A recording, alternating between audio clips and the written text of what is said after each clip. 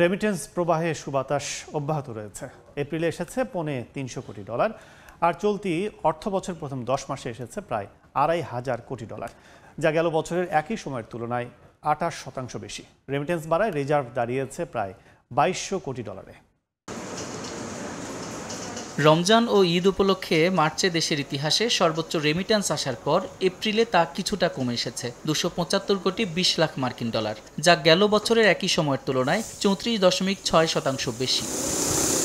বাংলাদেশ ব্যাংকের হালনাগাদ প্রতিবেদনের তথ্য, চলতি অর্থ বছরে জুলাই এপ্রিল সময়ে 10 মাসে প্রবাসীরা পাঠিয়েছেন $2,453 কোটি, যা আগের অর্থ বছরের একই সময়ের তুলনায় 28% বেশি। ব্যাংকাররা বলছেন, রাজনৈতিক পট পরিবর্তনের পর অর্থ পাচার এবং অবৈধ উপায়ে রেমিটেন্স প্রবাহ কমে আসায় বাড়ছে প্রবাসীদের পাঠানো আয়। এতে ইতিবাচক প্রভাব পড়ছে রিজার্ভে। রোববার বৈদেশিক মুদ্রার রিজার্ভ বেড়ে হয়েছে প্রায় $2,200 কোটি। সাদিক হাসান ইমন, সময় সংবাদ, ঢাকা।